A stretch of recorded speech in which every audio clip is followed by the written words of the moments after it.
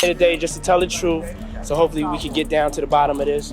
I'm 100%, the charges against me are 100% false, and hopefully due to time, we'll start to see that. In her civil lawsuit, Cassie said that she was the victim of abuse, assault, and at the hands of Diddy.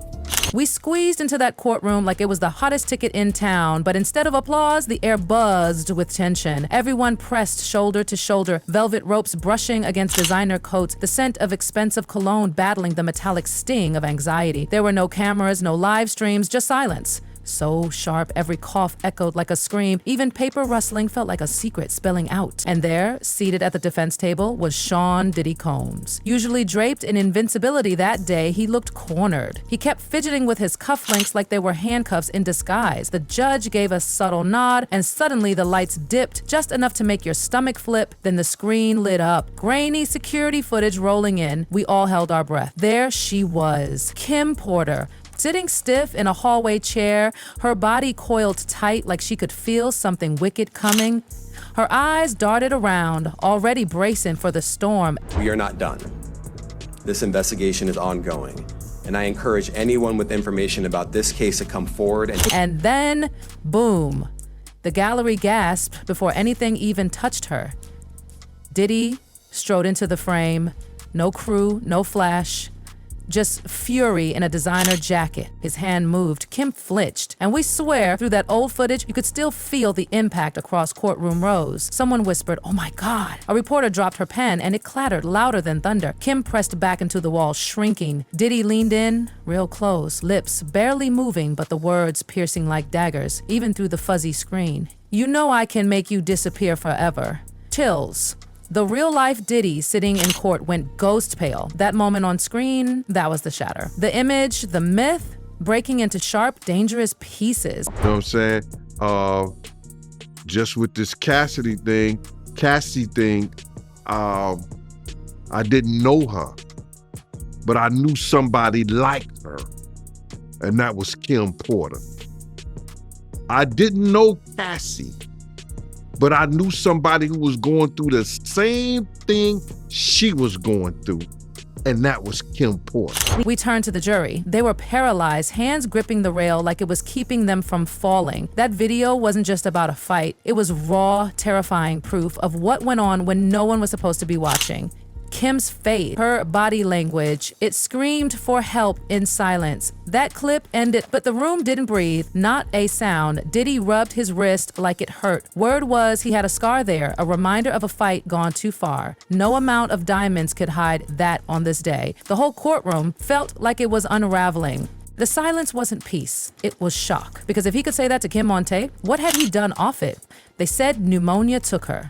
But now, that explanation felt insultingly flimsy. Kim was healthy, alive, planning. Rumors said she was working on a tell-all, something that would expose the dark heart of the bad boy empire. So now we're asking, did her clock start ticking the moment she dared to speak? You know, he get the trafficking because he took her to different states and had her perform acts with different, male and different people, sometimes against her will. That footage blew the dust off every conspiracy theory we half believed but never dared say out loud. Talk shows, blogs, courtroom analysts, all flipping back to the folder marked Kim Porter flash drives. And then came the bombshell. Courtney Burgess, a man who was once Diddy's ride or die, now swearing under oath that Kim gave him not one but several drives filled with jaw-dropping footage. Parties on his property, big names, secrets no one wanted out. He told the grand jury that some clips caught underage teens in compromising situations.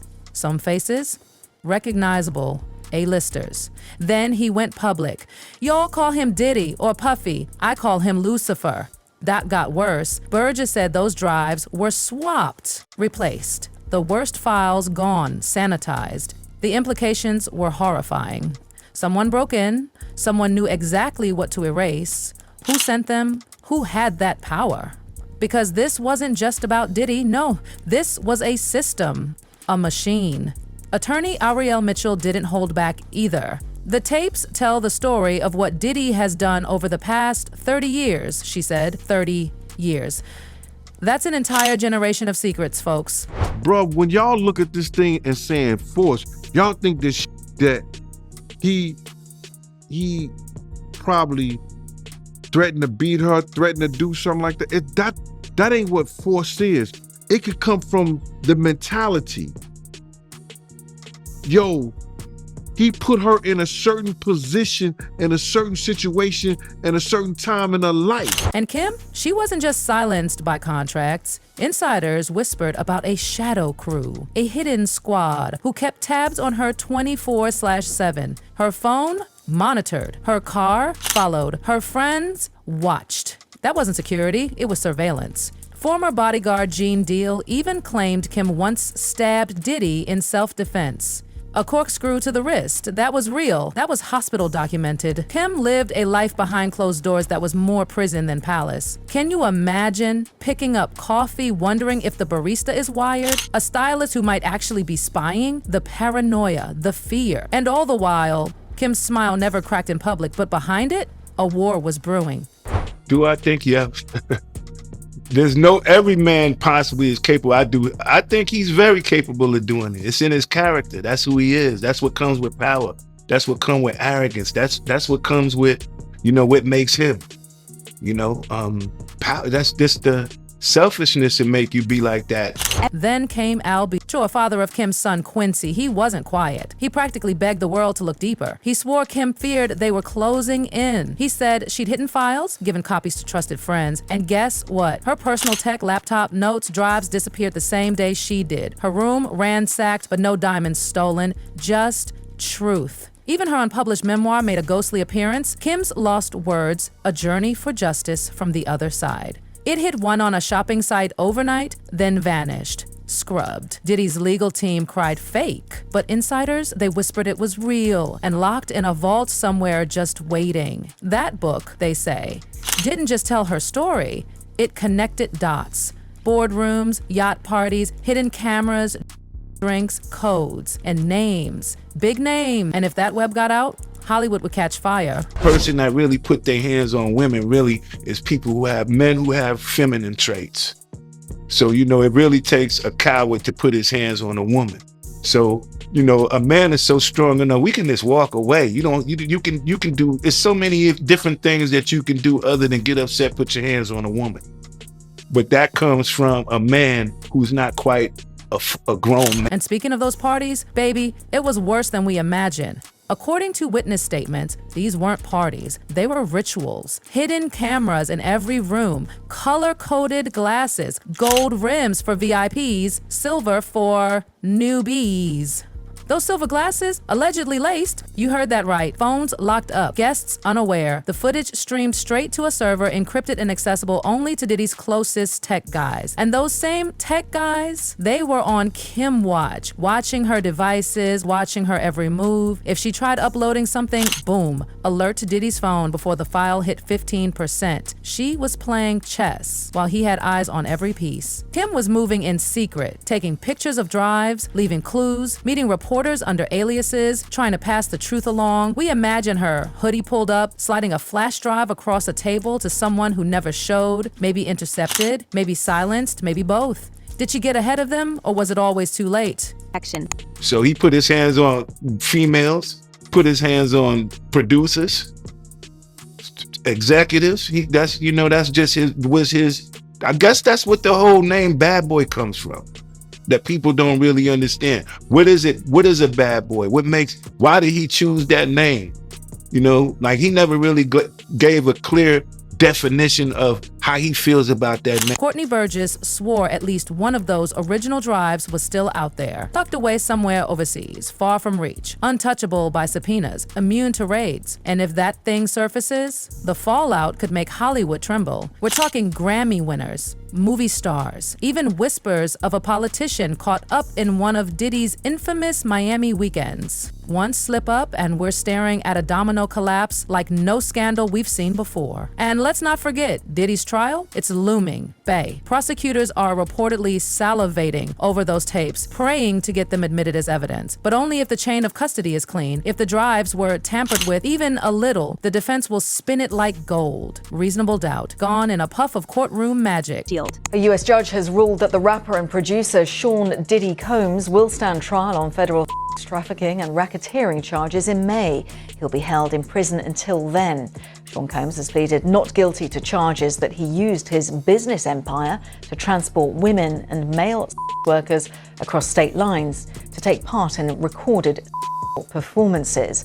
If convicted, he could face a life sentence. But beneath all the legal battles and headlines, there's real heartbreak. Kim's twins, now in their teens, have reportedly left their childhood home. Can you blame them?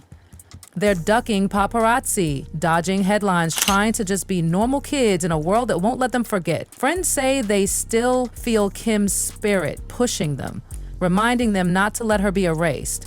Quincy, her eldest, has been pouring through hard drives, hoping, praying for a buried voice recording. Something, anything. Her truth in her own words. Meanwhile, Diddy still sitting in a jail cell. His bail keeps getting rejected. And the empire, it's crumbling, bit by bit.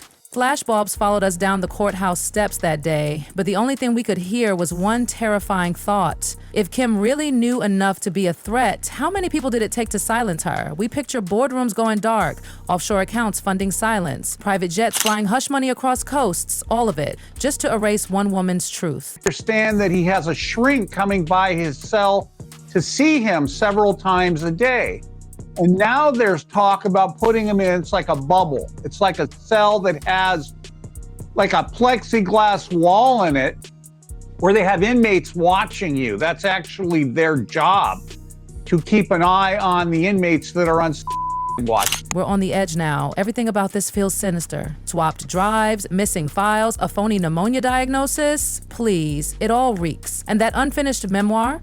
Kim's Lost Words, the one that appeared on Amazon and vanished like a ghost. Some say it held the real nuke, not just stories, but receipts. People grabbed screenshots before it was yanked. The lines, haunting. Katori disguising bruises, party performances no one volunteered for. Cameras everywhere, above the beds, in the walls. Secrets darker than velvet and older than Diddy's first record deal. But the most chilling part? Whole sections missing. Entire paragraphs deleted, like someone got there first. Now, to the latest on the arrest of Sean Diddy Combs. This one has so many people talking. The disgraced music mogul facing federal racketeering, conspiracy, and trafficking charges. Both the prosecution and defense teams are set to discuss the next phase of action following the indictment, as investigators work to determine potential co-conspirators. But how exactly did we get here?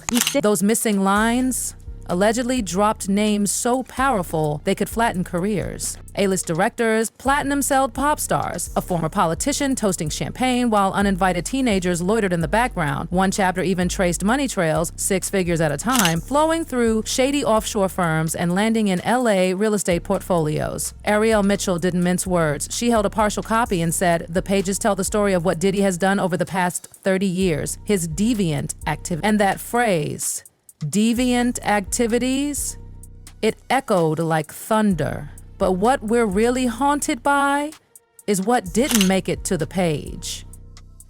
Those individuals allegedly included high-ranking supervisors in the business, personal assistants, security staff, and household staff. Amazon refused to say who pulled the plug on the book, claimed legal protections, but insiders, they whispered it was a Beverly Hills law firm, the kind that specializes in protecting billionaires from exposure. We picture it clearly. Paralegals scrambling, all-nighters, files disappearing, back-end calls to Kindle Direct demanding takedowns, and yet despite all that, fragments survived. Lines about recordings, about performances that weren't consensual, about victims who hadn't even turned 16. And one word kept coming up: proof. Proof that everything Kim feared, everything she hinted at, was real. And if those recordings match what Burgess claims is still on that hidden drive, this isn't just a scandal, it's a reckoning. And then the timeline gets eerie. I think it's to be expected, just the shock of this and the questions about what is ahead of us. I mean, how long is he going to be in custody? Is this an R. Kelly situation? Is he going to not get out for a number of years? Is he going to end up serving a long-term prison sentence from this? Or does he have a chance of beating these charges at a trial that could come, within the next 2 years? On Monday, just days before her death, Kim sent a message to 3 old confidants, people she hadn't spoken to in years. The message: keep every copy, even the backups of the backups. Her digital breadcrumbs were scattered across continents. One file uploaded to a Swiss server so secure it requires notarized ID just to log in. Kim was running out of time, and she knew it. Her actions screamed urgency, panic, determination. She wasn't trying to go viral. She was trying to survive. It's a question of that, but when you read through the indictment, it's pretty clear who could be indicted as a co-conspirator. Right now, there are people in the indictment who would be considered unnamed co-conspirators, but clearly have played a role in this conspiracy. And I think prosecutors have some big leverage on them because they're hoping that they testify against Diddy as prosecution witnesses. Tuesday morning, Kim entered a bank vault. Security footage time-stamped it. She carried a slim, red-sealed folder, an antique touch she only used for legal documents. Sources said she demanded a printed chain of custody receipt. Then she took the long way home, switched lanes, doubled back. Classic tail dodging. That night, her street lost power. Not the whole block, just a few homes, including hers. Utility records, no scheduled outages. But a black unmarked van was seen outside. One orange cone. No workers. Neighbors called it odd. We call it chilling. Right. Well, Kim Porter, that is Diddy's ex, who's also the mother of his 3 of his children. Right. Has detailed the alleged abuse that she suffered at his hands. Oh, no. And this is all in a memoir. By Thursday, she canceled Pilates, something she never missed. Instead, she met with a whistleblower lawyer. People at a nearby cafe remember her. Shaky hands, brand new burner phone. She even bought a second one. And euros. Not dollars, euros. Why? Was she planning to flee? That night, a cryptic Instagram story went live. Triptych. Storm before calm, then silent. It was gone in minutes. Calls to her went straight to voicemail. The twins were at a sleepover, and around 11 p.m., someone in all black was picked up by a rideshare from outside her gate, only to vanish 6 blocks later. Inside the house? The housekeeper later said she heard wheels, like a suitcase dragging, but no suitcase was ever found.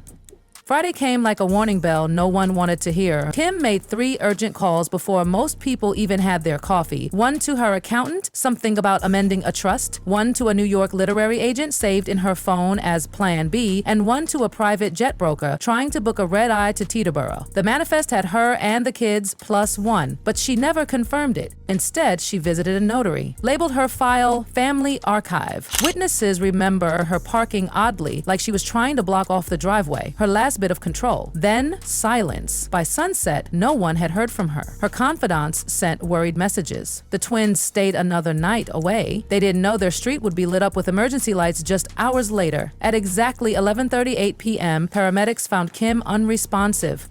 But her fitness tracker told a different story. Her heart had stopped hours earlier. And right before that, a sudden spike in adrenaline. Like she was running. She was fighting. Not just to live, but to protect the truths she believed could save her children. And that's where the timeline ends. Just stops. But our questions, they're just beginning. We've all heard about Hollywood's cleanup culture. The secret machine that erases messes before they hit the headlines. Teams of fixers paid monthly retainers to erase scandals, spin narratives, and replace truth with glitter. Kim's final days looked like textbook sabotage. Every move she made, interrupted. Every effort to preserve her legacy, sabotaged.